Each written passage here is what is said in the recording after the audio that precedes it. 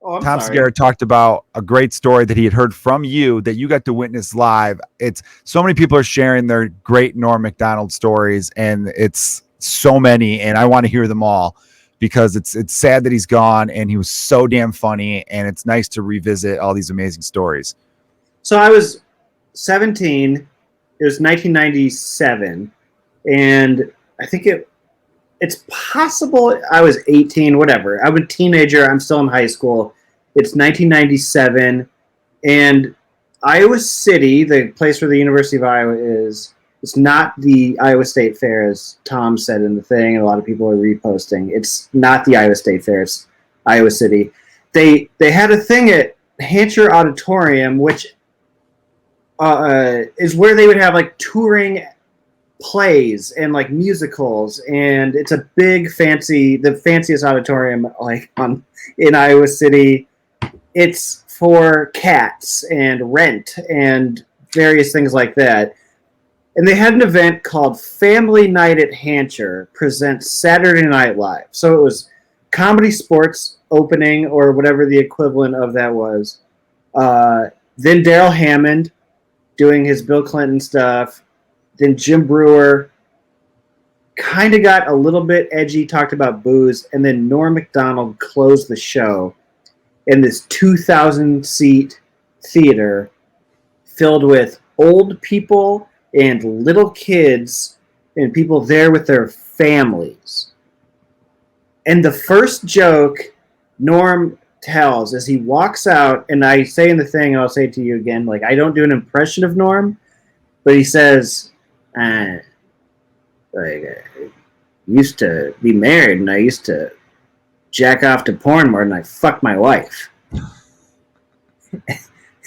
I saw this one porn is a beautiful woman gets fucked by a pig, and like people are like lining out. Like they said in the paper the next day, he walked 80% of the thing, and he says like, hey, you imagine you see that woman and you ask her out on a date, she says no, and she fucks pigs for a living.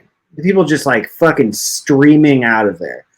You're like, now imagine you're that pig and you're to fuck a beautiful woman, and the doctor says cut, you gotta go back to fucking your big fat pig wife. Like in the newspapers in Iowa the next day, there were political cartoons where he has like a shepherd's hook around his neck. He had a political cartoon, he got disinvited from a golf outing the next day, and this was like 97. So in 2017, they did the 20-year anniversary thing for it, and this reporter from the Cedar Rapids Gazette, it's still online. People have sent me the article. Like, you know, people are talking about this thing. I'm quoted in the thing that are talking about it like Tom's described it as like they were talking about a war. But yeah, they're talking about like this night, like it was like this traumatic thing. And my mom was like, she texted me or was messaging me about it because she's like, and I messaged all those boys, like my high school friends that I went with. I went with my mom and like two high school friends. My mom was like, and I messaged their mothers afterwards to let them know that they were going to hear some things, and that, but I was like chaperoning. It was considered like a pretty big deal. At least it was in my little world as a teenager, you know, who I loved Norm. Oh, and then like, this is like 97, and so the internet is just garbage at this point. But I went to like a Norm Macdonald fan page, and people were like, we heard about this thing. Was anybody there? And so like I felt so cool being like I was there, and so I scanned in my program and like all the stuff that I had. And the guy was like, big thanks to Mike in Iowa for sending me this stuff. And I felt so cool that I got like a shout out on this Norm Macdonald like Angel Fire page. You know, way back, man. That's a great joke, by the way, though. What an awesome joke. It's the first stand-up show. I don't know if I mentioned this. It's the first show I ever went to. And there's no YouTube or anything, so all I can see of stand-up is late night sets, Comedy Central, and then like buying an album every now and then, which was always just pure filth to my ears. Like you get like a Martin Lawrence tape or like an Adam Sandler CD. It's just like, wow, they're so dirty. So I just assumed that if you go to these things, like they're just the filthiest fucking things ever. I thought comedy it was amazing. in the 90s. Album comedy in the 90s was a lot of sketch. Like Sandler was sketch more than stand up, like the more popular things I recall. And you would think that as influential as Sandler was, more people would have done sketch albums, but the only people doing sketches on albums are fucking rappers. Yeah, Eminem. Yeah. Kanye. That stuff. Ken Kniff. That was like the Eminem album. I remember it was like, I'm Ken Kniff. Like he had a weird voice. I can't do the voice. Sorry, everyone, you had to deal with that. But holy shit, though, your first stand-up experience ever, the audience were running for the doors. Did that make you go, I want to be a stand-up comedian? It felt like such an outlaw type of thing.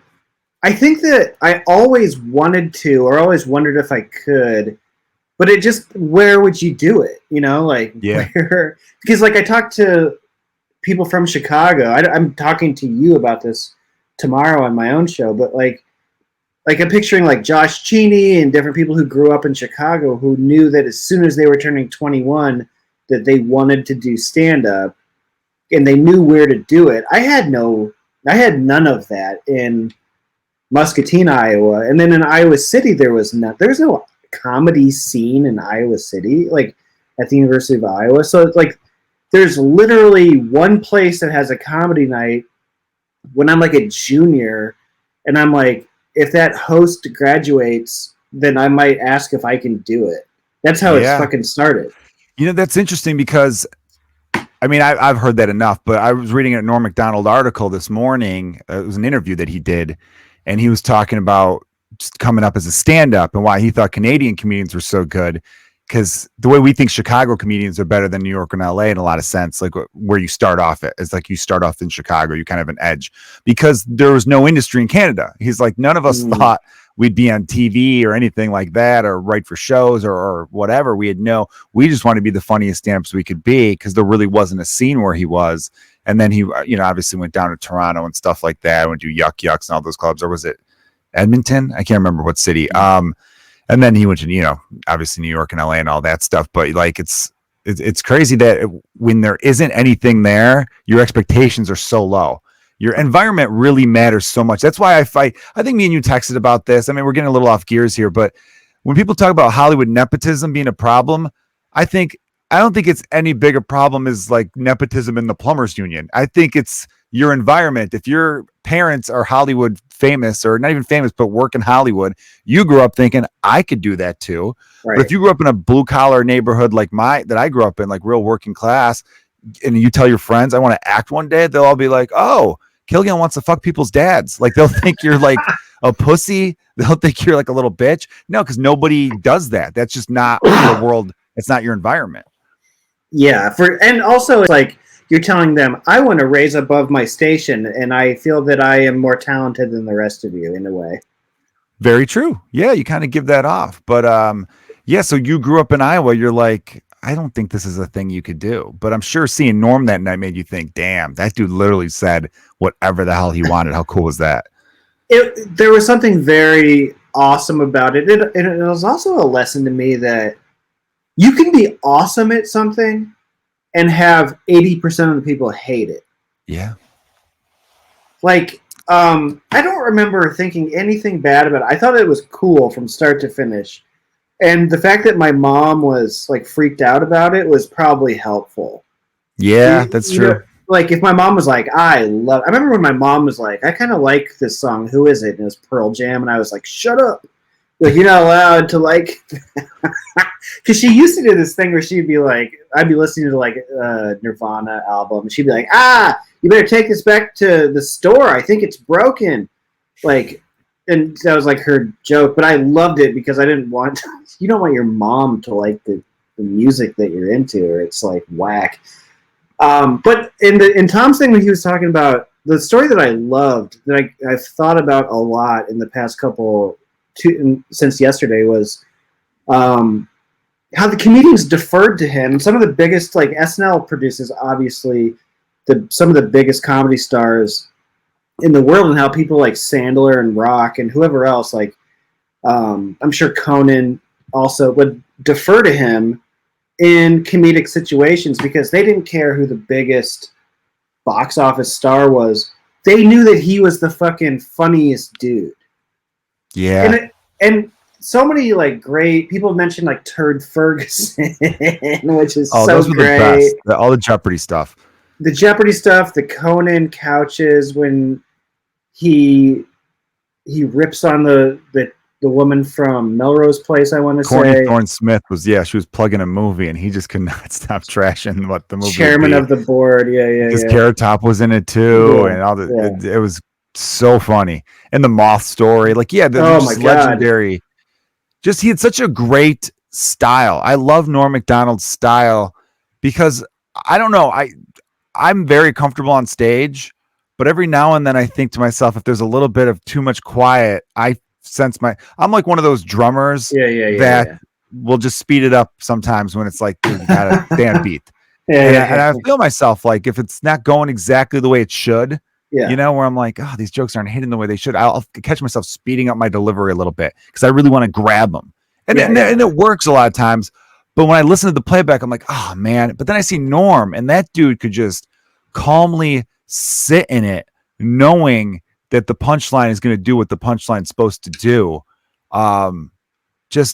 Dry, I guess you'd use the word. But the word dry, sometimes I feel like people use like, oh, real dry wit. I'm like, dry is great. I'm a fan of a dry wit. Yeah, he didn't look like he was selling you anything. That's dry. Good call.